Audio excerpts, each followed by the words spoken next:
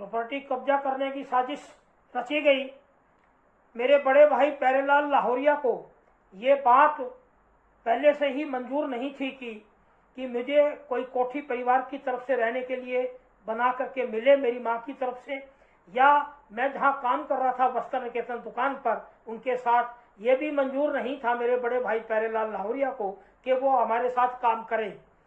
ये जो साजिशों की मैं आज तीसरी कहानी बोल रहा हूँ, तीसरी कहानी मेरे खिलाफ, तो इसके अंदर मैं खुलासा कर रहा हूँ कि मैं शादी से पहले ही वस्त्र निकेतन दुकान पर, राजगुरु मार्केट की दुकान पर 1970 से जब से उद्घाटन हुआ दुकान का, राजगुरु मार्केट वस्त्र निकेतन जो हमारी दुकान हिसार में जहाँ प्यारेलाल जी का परिवार बैठता है, वहाँ 1977 अप्रैल में उद्घाटन हुआ था और मेरे पिताजी ने तभी से उस दुकान पर मुझे बिठाया था रिटेल के कपड़े में, जनता पार्टी सरकार में इमरजेंसी के बाद।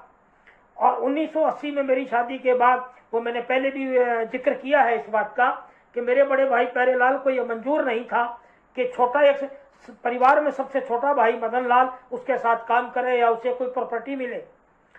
तभी आज ये बहुत बड़े स्तर पर विवाद खड़े हुए हैं और जिनके सारे एविडेंस भी हैं, कानूनी सबूत भी हैं।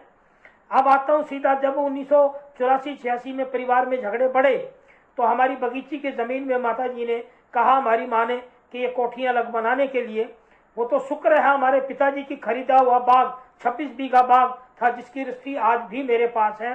26 बीघा बाग 1964 में ले लिया था, जहाँ आज हमारा स्कूल, हमारी कॉलोनी और हमारी सारी कोठियाँ हैं। ये मेरे पिताजी का खरीदा हुआ है 1964 में 26 बीघा बाग। उस वक्त 1 बीघा हमारे 3000 गज का होता था, क्योंकि पूरा पंजाब इकट्ठा था। हरियाणा 1966 में बना है। हमारे बाग की रजिस्ट्री 1964 की है, वो मेरे पास है सबूत के तौर पे। ठीक है जी। अब आ जाइए सीधा सीधा कि जो प्रॉपर्टी पे कब्जा करने की कैसे साजिश थी प्यारेलाल के दिमाग में, कि जब कोठी हमारी सारा बंटवारा हुआ और कोठी मुझे मिली एक, और बाई कोर्ट डिग्री मिली मेरी माँ के माध्यम से, और उसके बाद भी प्यारेलाल लाहौरिया को ये मंजूर नहीं था कि साजिशें चल रही थी मेरे बच्चों को उजाड़ने की, मेरे को उजाड़ने की, तो झगड़े बढ़ते चले गए। अब आ जाइए 1991 में जब हमारा फैमिली पार्टीशन हुआ, तो उस वक्त भारतीय जनता पार्टी के शहर के जो नेता थे उस वक्त पुराने, वो गवाह हैं इस बात के कि उस पार्टीशन के समय भी मुझे वस्त्र निकेतन पर जो मारा पीटा गया, मेरे को हर प्रकार से निकालने की कोशिश थी और मेरी इच्छा थी कि ऊपर एक ही मंजिल बना करके मैं इसी वस्त्र निकेतन पर रहूं। अगर वो मेरी बातें उस वक्त मान ली जाती तो आज ये बर्बादी मेरी किसी किस्म पर नहीं आती। यानी बड़े भाई प्यारेलाल ने कोई भी बात सिरे नहीं चढ़ने दी। जैसे आजकल एक संस्कृति आ गई कि कोई भी एग्रीमेंट या समझौता हो राजनेताओं का, व्यापारिक, वो लिख करके ही लाते हैं। मेरे साथ ठगी वहां पर ऐसी हुई कि मेरे एक जीजा विशंबर दयाल गोयल को बीच में पंच बनाया और वो एक सामाजिक और पारिवारिक नाता भी भूल गए। मेरे को आज ये कहने को कोई भी गुरेज नहीं है। मेरे पिता समान जीजा विशंबर दास गोयल वो ये मानवता भी भूल गए। वो प्यारेलाल के द्वारा लिखी लिखाई चिट्ठी लेके आ गए कि जिसको मुझे मंजूर करना पड़ा और 31 मार्च 1991 को मुझे दुकान छोड़ने का आदेश दिया गया। उसके बाद झगड़े हुए, मुझे एक प्लाट मिला तो उसमें कुछ पक्के की रकम बाकी थी। जब मैं लेने पहुंचा तो उस दिन मेरे साथ दुकान पर मारपीट हुई और मेरे कपड़े फटे। उस वक्त के भारतीय जनता पार्टी के नेता, मेरे पास नाम है, आज मैं इनमें देना नहीं चाह रहा, परंतु कोई सबूत मांगेगा तो दे दूंगा कि कौन नेता दुकान पर आए थे झगड़े के बाद, उस वक्त के भारतीय जनता पार्टी के नेता। मैं नाम दे दूंगा, सबूत है मेरे पास। ठीक, इस प्रकार ये हुई। अब आज ये कि जब मैंने प्लॉट बनाया, भाग्यश्री बुलाई, तो वो भी मंजूर नहीं था इनको। अब उसके बाद बैंक केस के अंदर मेरी कंपनी के सीए को इन्होंने सेट करा और मेरे बुरे दिन आने लाने शुरू करे। उसके बाद मैटर आया कोठी का। अब ये मैंने हेडिंग क्यों दिया कि प्रॉपर्टी कब्जा करने की साजिश रची। वहीं से सीन पैदा हुआ, मेरी कंपनी, मेरा डिपार्टमेंटल स्टोर बंद करवाने की तरफ धकेला गया। उसके बाद बैंक केस के अंदर इन्होंने कोई मदद नहीं करी। सबसे छोटा भाई था मैं, लाहौरिया चैरिटेबल ट्रस्ट का फाउंडर ट्रस्टी, और हमारे सारी पुरानी दुकानों के प्रॉफिट में से ही ये स्कूल बना है। 4 कमरों से लेकर मेरे पिताजी की संपत्ति है। आज ऐसा कुछ भी नहीं है कि किसी भाई ने कोई निजी पैसा लगाया, अलग से कोई पैसा लगाया हो। तो उस वक्त मेरे को ये मदद कर सकते थे, परंतु इनकी आंख मेरी रिहायशी कोठी पर थी क्योंकि मेरी पत्नी से इनके झगड़े रहते थे, जो पारिवारिक विवाद होता है वो होता था, इसमें कोई शक नहीं। क्योंकि जब किसी व्यक्ति को अगर तंग करा जाएगा, किसी बच्चों को अगर कोई तंग करेगा, तो आखिर उसका कहीं ना कहीं विरोध तो होगा, विरोधाभास तो होगा, और वो विवाद बढ़ता चला गया। तो इनकी पूरी आंख मेरी हर प्रॉपर्टियों पर थी। कोठी की भी साजिश रची, जिसके बहुत बड़े मेरे पास सबूत हैं, एविडेंस हैं, परंतु मेरे भरसक प्रयासों से मैंने उसको जाने नहीं दिया। अब आज ये मैंने इससे पिछली वीडियो में जहां बोला कि मैंने जैसे जैसे जिंदल कंपनी में नौकरी करी, हाँ ये सत्य है, मैंने पिछली वीडियो में बोला, उसका मैं खुलासा कर देता हूं कि मैंने जिंदल स्टील में जब कंपनी में नौकरी करी, उस वक्त मेरी बेसिक तनख्वाह 45, प्रारंभ के अंदर स्टार्टिंग में 4500 बेसिक रखा गया, जो कि लमसम 6000 मिलता था। परंतु जब 2 साल बाद मुझे उससे छुड़वाई गई, मैंने मेरी मेहनत से जिंदल कंपनी के अंदर बहुत काम करते हुए मेरी उस वक्त तनख्वाह 13,000 थी। ये मैं यहाँ बिल्कुल स्पष्ट कर रहा हूँ ताकि कल को कोई भ्रांति ना हो जाए किसी को। बिल्कुल ईमानदारी से स्पष्ट कर रहा हूँ कि प्रारंभ में मेरी सैलरी 4500 रुपए थी, जो लमसम मुझे 6000 मिलता था। और मैंने शाम को आकर के कंप्यूटर सीखे, इतनी मेहनत की, मैंने कहीं भी काम से चोरी नहीं करी। सारे गलत आरोप लगाए गए मेरे पे, जहां जहां भी लगवाए गए टोटल गलत आरोप लगाए गए हैं। क्योंकि उस वक्त जब मैंने मजबूरी में नौकरी करी, तो इनकी, मेरे भाइयों की आंख मेरी कोठी पर थी। दबाव लगातार ये मेरे ससुराल पक्ष पर भी बना रहे थे कि भी नौकरी काहे को करे, ये कोठी हमें दे दे। यानी कि हमारे एक ही परिसर के अंदर 6000 गज के अंदर 5 कोठियां हैं, बाहर का कोई व्यक्ति उसको खरीद नहीं सकता। हमारे खूनी ब्लड रिलेशन के अलावा कोई भी बाहर का व्यक्ति खरीद नहीं सकता। ये हमारी माँ की डिग्री के अंदर मेंशन है। उसके बाद हमारा फैमिली सेटलमेंट डिग्री बनी जो 1991 में, उसके अंदर भी मेंशन है ये बात। तो इन कारणों से भाइयों ने मेरी व्यक्तिगत आर्थिक तंगी ला करके जो मेरी मजबूरी बनी नौकरी की, उस वक्त दबाव बनाना शुरू करा मेरी पत्नी पे, मेरे बच्चों पे, जो आज तक भी ये बनाते चले आ रहे हैं अगर इनका बस चले तो। और उस वक्त मेरे ससुराल पक्ष पे पूरा दबाव बनाया गया कि भी ये कोठी हमें दे दो, हम थोड़ा बहुत खर्चा आपकी बेटी को दे देंगे। मैं उस बात पे रजामंद नहीं था, क्योंकि मेरे पिताजी की जमीन है, पैतृक जमीन है। पैतृक जमीन में कोठी मेरी माँ ने बनवा के दी, और उसमें शर्त थी कि ना तो मेरा कोई बेटा कोई किराए पे दे सकता किसी को, और ना ही बेच सकता, ये शर्त थी।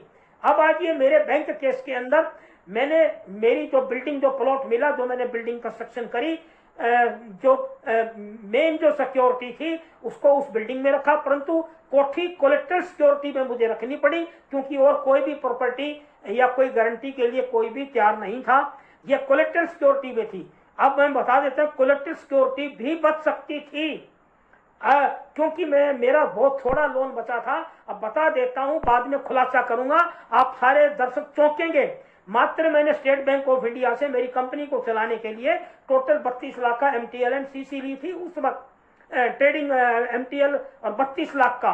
अब आइए, मेरी एक प्रॉपर्टी कॉमर्शियल, जो पहले पिछली वीडियो में मैंने बोला है, वो जो ऑक्शन करवाई गई सुनील बंसल डेजी वानो को 32 लाख की, 32 लाख की।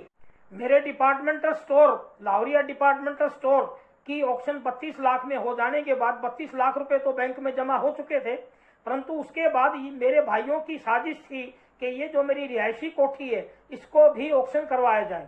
अब एक बात बताइए, लोन लिया मैंने 32 लाख रुपए, 32 लाख रुपए बैंक में जमा हो चुके, 2-4-5 लाख रुपए ब्याज बनता था। उसके लिए भी गुजारिश की गई मेरे भाइयों को कि ट्रस्ट में से मेरे खाते में डाल करके और एक बार भर दिए जाएं, परंतु मेरे भाइयों की तो आंख मेरी रिहायशी कोठी पर थी, लाहौरिया भवन पर।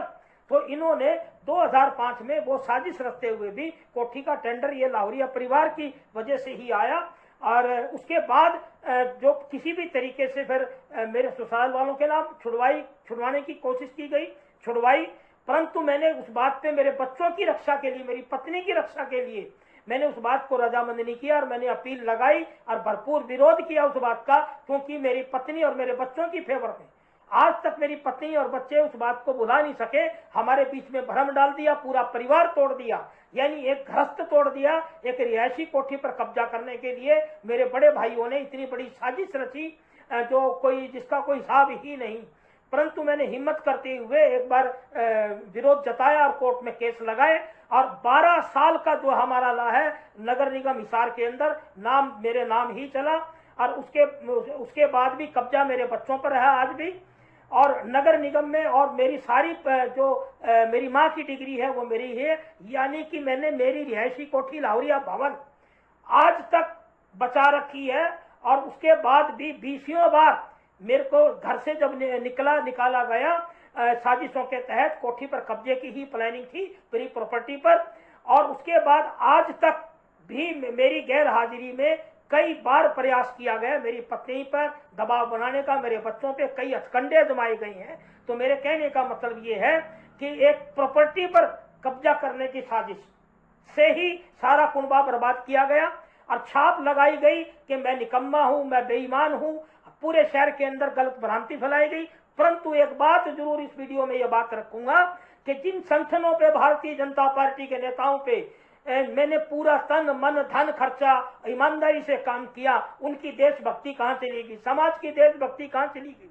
मेरे पे इतने जुल्म किए, कोई भी सामाजिक हिसार की संस्थाएं मेरे भाइयों का विरोध नहीं कर पाई, आवाज नहीं उठा पाई, यहां तक कि सावित्री जिंदल, जबकि मैं पूरा लाहौरिया परिवार छोड़ करके, मैं लाहौरिया परिवार छोड़ के जिंदल परिवार में गया, चुनाव लड़वाए, तो मेरा क्या कसूर था। इस बात के लिए सारे हिसार की धार्मिक संस्थाएं, सामाजिक संस्थाएं भी जिम्मेवार हैं। अग्रवाल समाज ने भी कोई आवाज नहीं उठाई। कहावत है कि बनिए ने बनियों को लूटा, यानी कि हम अग्रवाल हम बनिए, मेरे भाई बनिए, परंतु जो डेजी वाले जिन्होंने आज तक मेरा केस चल रहा है वो भी बनिए, परंतु अग्रवाल धाम से भी कोई आवाज नहीं उठी। ये बहुत शर्मसार और बेहद शर्मिंदगी की बात है जो आज मुझे कहनी पड़ रही है। तो मेरी प्रॉपर्टी को कब्जा करने की साजिश जो आज तक चली आ रही है, परंतु मैं जनता के सहयोग से, गरीब लोगों के सहयोग से मेरी रिहायशी कोठी भी आज तक महफूज है। और जो प्रॉपर्टी टैक्स में साजिश रच के अब जो टाइटल बदलने की कोशिश की गई, मैंने कागज निकाल रखे हैं, उस पर भी केस लगाऊंगा। और कभी भी जीवन भर मेरी कोठी मेरे नाम ही रहेगी जब तक मेरी सांस रहेगी। इसी प्रकार लाहौरिया डिपार्टमेंटल स्टोर के केस चल रहे, वो भी प्रॉपर्टी टैक्स में बदली गई। लाहौरिया चैरिटेबल ट्रस्ट की 4544 वर्ग गज 100 करोड़ की जमीन मेरे बड़े भाई प्यारेलाल ने प्रॉपर्टी टैक्स में अपने नाम करवाई, डॉक्यूमेंट है, ये बाद में खुलासा करूंगा। जय हिंद, वंदे मातरम।